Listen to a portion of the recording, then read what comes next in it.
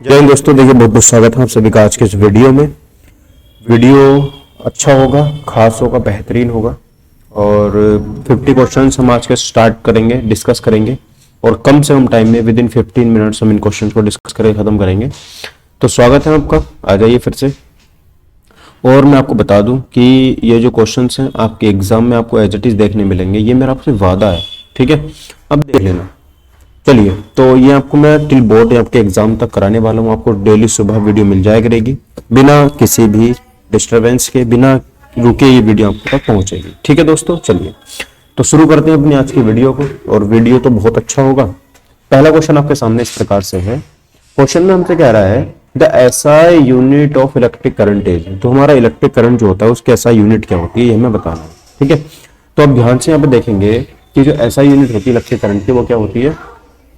सबसे पहले चैनल का जो नाम है हमारा वो जीआरसी क्लासेस होता है, ठीक है। जीआरसी क्लासेस चैनल का नाम है। आप इसको सब्सक्राइब कर लेंगे और बेल आइकन को भी प्रेस कर लेंगे, जिससे कि जो भी आने वाली नई वीडियो है वो उसका नोटिफिकेशन आप तक बहुत जल्दी से पहुंच जाए, ठीक है। तो हम यहाँ पर इलेक्ट्रिक करंट की जो ऐसा यूनिट है उसकी बात करेंगे तो सर एम्पियर होती है ना। तो विद्युत धारा को किसे लिखते हैं हम यहाँ पर, आई से लिखते हैं, स्मॉल आई से। और इसकी जो यूनिट होती है वो हमारी एएमपी यानी कि एम्पियर होती है, ठीक है, ध्यान रखेंगे। वोल्ट किसकी होती है सर, हमारी विभवांतर की यानी कि पोटेंशियल की होती है।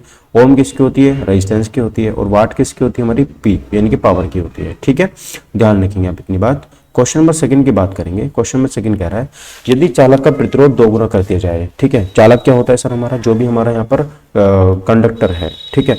If the resistance is double, अगर मान लीजिए हमने रेजिस्टेंस को क्या कर दिया, मल्टीप्लाई 2 कर दिया, यानी कि डबल मल्टीप्लाई 2 कर दिया हमने, तो यहाँ पर हमारा जो प्रतिरोध है वो कितना हो जाएगा, ठीक है। तो सॉरी, करंट कितना हो जाएगा, फिर बताएंगे यहाँ पे करंट कितना हो जाएगा। तो सही आंसर हमारा ऑप्शन नंबर बी हाफ हो जाएगा। क्या हो जाएगा सर यहाँ पे हमारा हाफ, यानी कि बी ऑप्शन करेक्ट हो जाएगा, ठीक है। चलिए, क्वेश्चन नंबर थर्ड देखते हैं।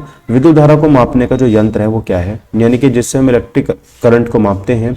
Which the device used to measure electric current is. तो कौन सा डिवाइस है वो हमारा एमीटर हो जाता है। ऑप्शन नंबर बी मेरा यहाँ पे करेक्ट आंसर हो जाएगा, ठीक है, ध्यान रखेंगे। क्वेश्चन नंबर फोर्थ की बात कर लेते हैं। देखिए, जो हमारा ग्राफ है, ठीक है, ये वाला ग्राफ मैं आपको कई वीडियो में करा चुका हूँ।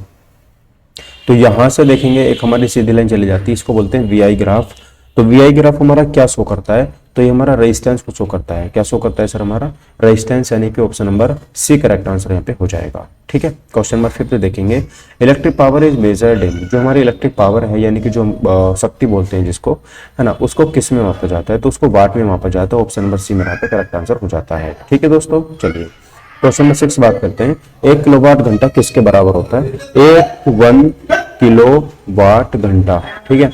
तो ये किसके मेरे बराबर यहाँ पे होता है, तो ध्यान रखेंगे हमारा करेक्ट आंसर हो जाता है यहाँ पर 3.6 इंटू 10 की पावर 6 कूलम, ठीक है, ये हमारा इसका सही आंसर हो जाएगा। तो option number C correct answer यहाँ पे हो जाता है, ठीक है, ध्यान रखेंगे इस बात को। और काफी इंपॉर्टेंट बात है जो मैं आपको यहाँ बता रहा हूँ। आगे देखेंगे सर, क्वेश्चन नंबर 7 बात करेंगे sir. The mirror used as rear view mirror. तो कौन सा यहाँ पर हमारा मिरर है जो यूज किया जाता है, रियर व्यू के रूप में यूज किया जाता है, ठीक है। तो रियर व्यू में कौन सा यूज करते हैं यहाँ पे हम ध्यान रखेंगे, तो उत्तल दर्पण जो होता है हमारा यूज करते हैं उसको, उत्तल दर्पण को कॉन्वेक्स मिरर उसको यहाँ पे बोलते हैं, ठीक है। रियर का मतलब होता है पीछे का देखना, फ्रंट का मतलब होता है आगे का देखना। लेंस की शक्ति की इकाई क्या होती है ना। लेंस की जो शक्ति होती है, यानी कि the unit of power of lens is. तो लेंस की जो शक्ति होती है उसकी इकाई क्या होती है, तो लेंस की शक्ति को हम डायोप्टर में मापते हैं। ऑप्शन नंबर बी मेरा यहाँ पे करेक्ट आंसर हो जाएगा। Dioptre is the correct answer of this question, ठीक है। चलिए, अब देखिए यहाँ पे हमारी केमिस्ट्री शुरू हो जाती है। The process of oxidation involve. जो हमारा ऑक्सीडेशन का प्रोसेस होता है वो उसमें क्या इन्वॉल्व होता है मुझे बताना है। ऑक्सीकरण की प्रक्रिया में क्या होता है ना। तो ध्यान रखेंगे हमारा सही आंसर हो जाएगा गेन ऑफ ऑक्सीजन। ऑक्सीडेशन में हमारा ऑक्सीजन का गेन होता है और रिडक्शन में हमारा रिडक्शन में क्या होता है, ऑक्सीजन का लॉस होता है। क्या होता है, लॉस होता है। और ऑक्सीडेशन में ऑक्सीजन का यहाँ पर क्या होता है, प्लस होता है, ठीक है, गेन होता है। आगे देखेंगे सर, यहाँ पे क्वेश्चन नंबर 10 है। The pH value of a natural solution is. जो हमारा नेचुरल सॉल्यूशन होता है, नेचुरल नहीं है, न्यूट्रल, सॉरी, न्यूट्रल जो हमारा सॉल्यूशन होता है उसकी पीएच वैल्यू कितनी होती है, तो करेक्ट आंसर यहाँ पे हमारा हो जाएगा 7 होती है। यानी कि न्यूट्रल का मतलब जैसे पानी हमारा बिल्कुल न्यूट्रल होता है ना, तो जो H2O होता है ना, उसकी पीएच वैल्यू हमारी लगभग 7 के आसपास होती है। तो ध्यान रखेंगे आप इस बात को भी। आगे देखेंगे सिरके में कौन सा अम्ल पाया जाता है, यानी कि विच acid is present in vinegar. तो विनेगर में कौन सा जो एसिड है वो हमारे यहाँ पे पाया जाता है।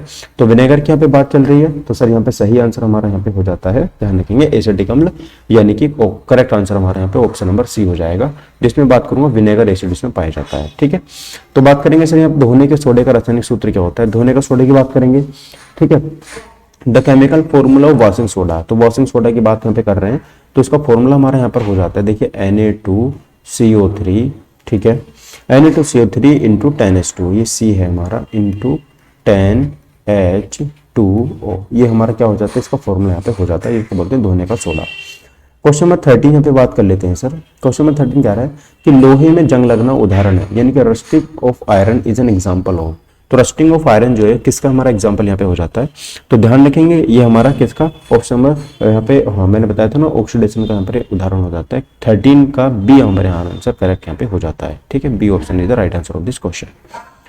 आगे देखते हैं सर, डबल डिस्प्लेसमेंट रिएक्शन की यहाँ पे बात हो रही है ना, सॉरी वो तो उसका ऑप्शन था। बायोलॉजी के क्वेश्चन किए जाएंगे यहाँ पे।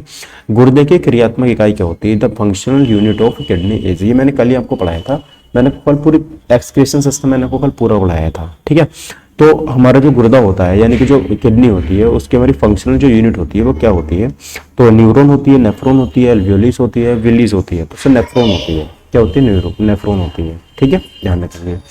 क्वेश्चन नंबर 15 की बात करेंगे sir, photosynthesis take place in, प्रकाश संश्लेषण किस में होता है। तो प्रकाश संश्लेषण की बात करेंगे सर हमारा क्लोरोप्लास्ट में होता है, ऑप्शन नंबर सी मेरा पे करेक्ट आंसर हो जाता है। ठीक है, ध्यान रखेंगे। क्वेश्चन नंबर 16 की बात करेंगे, प्रकाश संश्लेषण के दौरान निकलने वाली गैस कौन सी होती है, the gas released during photosynthesis. तो फोटोसिंथेसिस के दौरान जो गैस रिलीज होती है उस गैस का हमारा नाम क्या हो जाता है। ठीक है, तो ध्यान रखेंगे इसका हमारा सही answer option number C oxygen हो जाता है, ऑक्सीजन गैस वहां से रिलीज होती है। क्वेश्चन नंबर 17 देखेंगे, मानव हृदय में द ह्यूमन हार्ट है जो कितने चैम्बर होते हैं, तो 4 चैम्बर होते हैं। ये क्वेश्चन मोस्ट रिपीटेड क्वेश्चन है, बार बार ये क्वेश्चन रिपीट हो रहा है। ठीक है, अगला क्वेश्चन देखेंगे, the hormone that controls blood sugar. तो वो कौन सा हार्मोन है जो ब्लड शुगर को कंट्रोल करके रखता है, ब्लड शुगर का लेवल को मेंटेन करके रखता है, तो उसका हार्मोन का यहाँ पे नाम क्या हो जाता है, तो उसका नाम हमारा इंसुलिन हो जाता है। अगर ये हमारे कंट्रोल में नहीं रहती है तो हमें डायबिटीज नामक बीमारी हो जाती है। ठीक है, ध्यान रखेंगे। ठीक, चलिए क्वेश्चन नंबर 19 की बात करेंगे, the process of removal wastage from the body is called. जो हमारी बॉडी से अवशिष्ट पदार्थ है वो बाहर निकलने की जो प्रोसेस होती है उसे क्या बोलते हैं, तो एक्सक्रीशन बोलते हैं, है ना। तो इसका सी आंसर हमारा पे करेक्ट हो जाएगा, ध्यान रखेंगे इस बात को भी। ठीक है, नेक्स्ट क्वेश्चन देखेंगे। क्वेश्चन कह रहा है हमारा कि प्रथम पीढ़ी में प्रकट होने वाला गुण क्या कहलाता है, यानी कि the trait that appears first generation. तो फर्स्ट जनरेशन में जो हमारी ट्रेट है, गुण है, वो कौन सा गुण कहलाता है, सी डोमिनेंट कहलाता है। क्या कहलाता है, डोमिनेंट। ये वाला चैप्टर हमारा मेंडल का जो अनुवांशिक हेरिडिटी चैप्टर है ना, उससे क्वेश्चन आया है ये। ठीक है, ध्यान रखना। अब देखेंगे क्वेश्चन नंबर 21 का आंसर क्या होगा। क्वेश्चन नंबर 21 कह रहा है कि कार्य करने की दर क्या कहलाती है, the rate of doing work is called. ठीक है, तो the rate of doing work is called. तो रेट क्या होती है, हमारी काम करने की जो क्षमता होती है उसे क्या कहते हैं हम, उसे कहते हैं हम शक्ति, यानी कि पावर। क्या बोलते हैं, पावर। तो पावर का मतलब होता है कि आप कितना काम कर पा रहे हो, आप उतना काम कर सकते हो जितनी आपके अंदर पावर होगी, है ना, उतने तो काम कर सकते हो, ना ज्यादा कर सकते हो ना कम कर सकते हो। The rate of doing work, देखना यहाँ पे वर्क मत लगा देना गलती से भी, क्योंकि यहाँ पे वर्क आ रहा है तो वर्क लगा दोगे ना, गलत हो जाएगा भाई। ठीक है, अगला, the resistance of a wire depends on. तो जो वायर होता है उसका रेजिस्टेंस किसके ऊपर डिपेंड करता है। ठीक है, तो ध्यान रखना उसके लेंथ के ऊपर भी डिपेंड करता है, उसके एरिया के ऊपर भी डिपेंड करता है, उसके मटेरियल के ऊपर भी डिपेंड करता है, तो याद रखेंगे, इंपॉर्टेंट है। अगला 23 देखेंगे कि समतल दर्पण द्वारा बना प्रतिबिंब कैसा होता है ना। The image formed by a plane mirror is. तो समतल दर्पण जो प्लेन इमेज बनाता है वो कैसे बनाता है सर, बस जल्दी से बताएंगे। सब सर वो रियल तो बनाता नहीं, तो रियल तो यहाँ पे काट ही दो, है ना। तो वर्चुअल बनाएगा, ये तो बात सही है, और इरेक्ट बनाएगा या इन्वर्टेड बनाएगा, तो जल्दी से बताओ सर, इरेक्ट बनाता है ना कि इन्वर्टेड बनाता है। ठीक है, ध्यान रखना, इरेक्ट बनाता है। 24 की बात करेंगे सर, उत्तल लेंस की फोकस दूरी होती है, यानी कि the focal length of a convex lens is. तो कॉन्वेक्स लेंस जो होता है उसकी फोकल लेंथ कितनी होती है आपको मुझे बताना है। तो कॉन्वेक्स लेंस की फोकस लेंथ कितनी होती है, तो सर ऑलवेज पॉजिटिव होती है, बी ऑप्शन करेक्ट हो जाएगा। ठीक है, ठीक है, मुझे नहीं लगता, आपको लगता है थोड़ा सा जूम होना चाहिए, हाँ ये अभी ठीक है। ओके, क्वेश्चन नंबर 25 बात करेंगे। 25 पे कह रहा है sir, the unit of electric charge is, है ना। तो इलेक्ट्रिक चार्ज जो होता है उसकी यूनिट हमारी क्या है, तो इलेक्ट्रिक चार्ज की एसआई यूनिट हमारी क्या हो जाती है, तो सर यहाँ पे इलेक्ट्रिक चार्ज है ना, आवेश, आवेश को तुम कूलाम में मापते हैं, ऑप्शन नंबर सी करेक्ट हो जाएगा। तो इसका आंसर भी सी ही हो जाएगा, सी फॉर कूलाम। ठीक, चलिए आगे बात करते हैं। हमारा क्वेश्चन नंबर 26 का पहला आ जाता है, 26 आ जाता है, a substance which turns blue litmus to red is.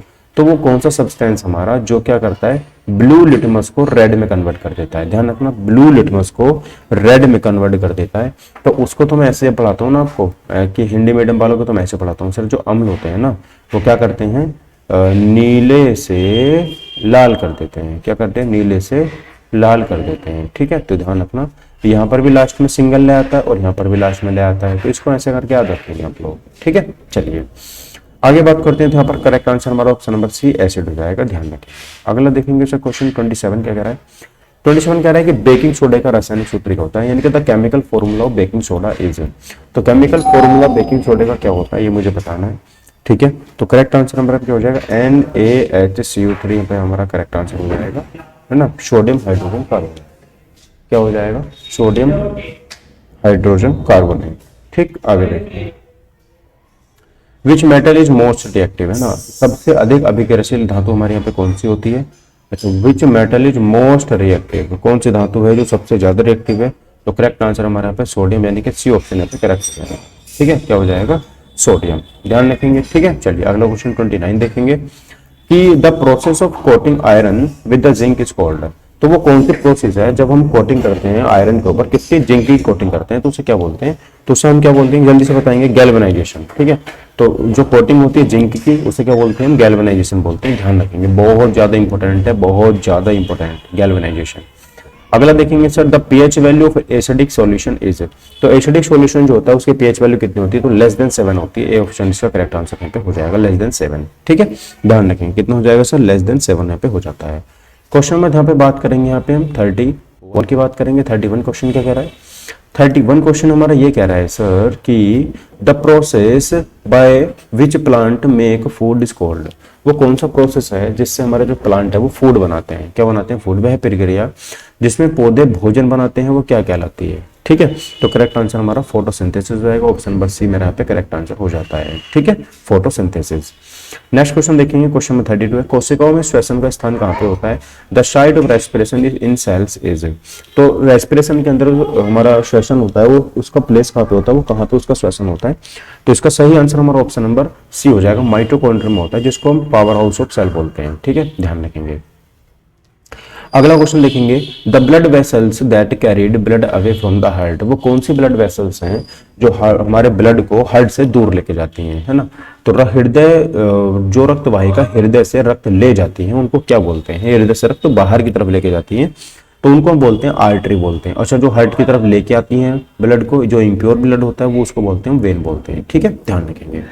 अगला क्वेश्चन देखेंगे, a win which organ purify blood in human body. तो कौन सा ह्यूमन बॉडी के अंदर ऑर्गन है जो ब्लड को प्यूरिफाई करने में काम करता है, तो उसको बोलते हैं यहाँ पे हम क्या बोलते हैं सर, किडनी। क्या बोलते हैं उसको, kidney. Option number C correct answer यहाँ पे हो जाता है। ठीक, चलिए आगे देखेंगे।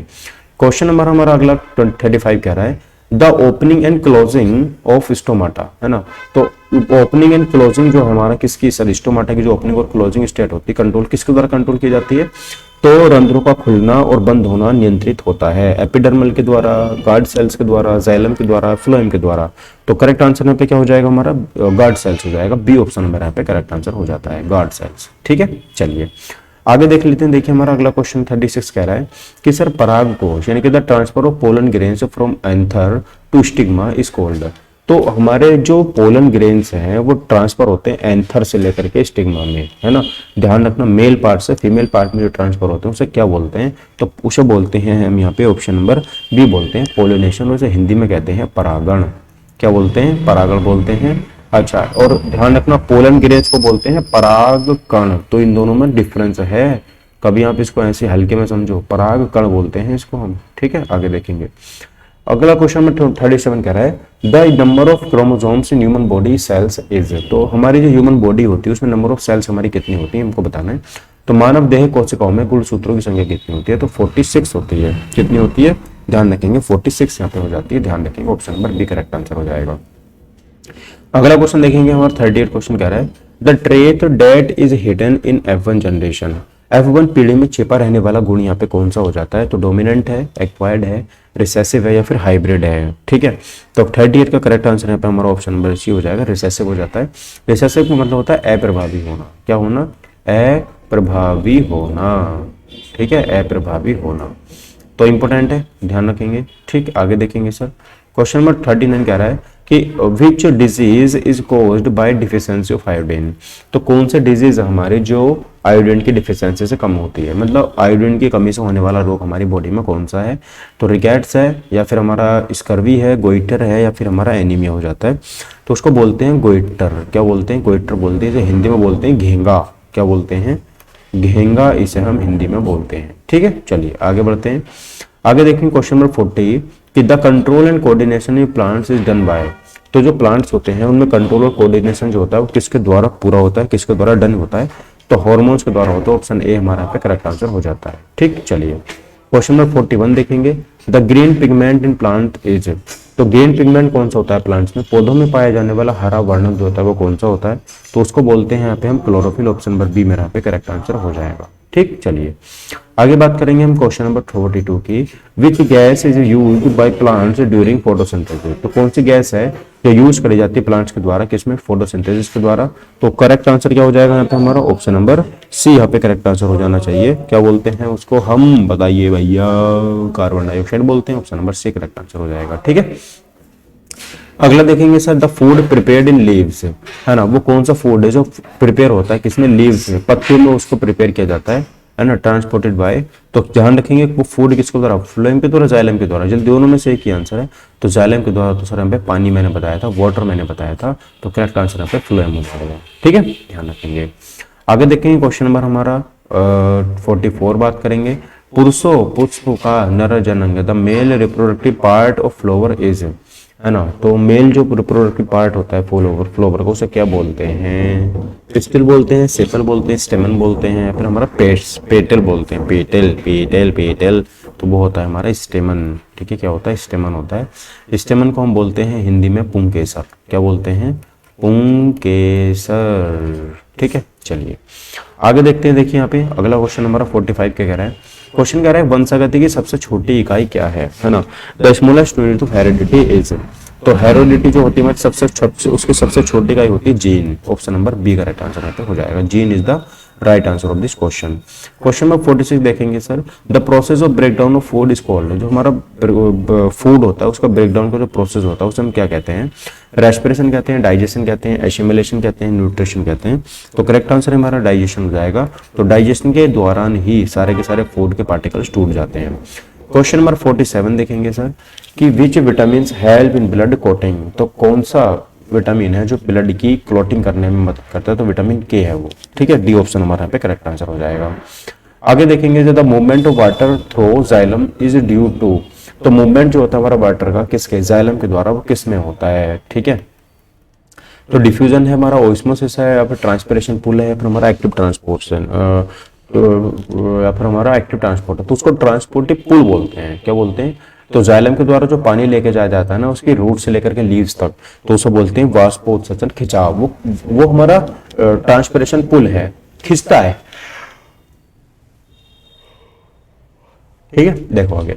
The disease caused by bacteria is. तो कौन सा हमारा डिजीज है जो बैक्टीरिया के कारण होता है? बैक्टीरिया से होने वाला रोग हमारा कौन सा हो जाता है? तो उसे बोलते हैं हमारा ट्यूबरकुलोसिस, जिसको बोलते हैं टीबी। ठीक है, टीबी देखोगे भाई तो टीबी हमारा करेक्ट आंसर पे हो जाता है। मछली के हृदय में कक्षों की संख्या, the number of chambers in fish heart. तो जो मछली होती हैं उनके हृदय में कितने चैम्बर यहाँ पे पाए जाते हैं? तो इसका करेक्ट आंसर हो जाएगा ऑप्शन नंबर बी, 2 चैम्बर यहाँ पे हमारे पाए जाते हैं। ठीक है, तो यहाँ पर हमारे 50 क्वेश्चन जो फिनिश हो जाते हैं, 50 क्वेश्चन अब कंप्लीट होते हैं। चैनल का नाम आप सभी को पता ही है, GRC क्लासेज है और 9th 10th इसका नाम है। तो आप इसको ना बहुत अच्छे से सब्सक्राइब कर लो और सब्सक्राइब करके बेल आइकन को प्रेस कर लेना। और आपके ज़्यादा टाइम में वेस्ट कराता नहीं हूँ वैसे तो, हालांकि है ना लो, तो आप इसको ना बहुत अच्छे से तैयारी करो अपनी बेहतर तरीके से। और मुझसे जो बन सकता है, आप जो मुझसे चाहते हो मुझे बताओ। और आज तो मैंने क्वेश्चन 19 मिनट में कंप्लीट करा दिए। तो thank you for watching my video. Take care, bye bye, जय हिंद, वंदे मातरम। मिलते हैं हम लोग अगली वीडियो में।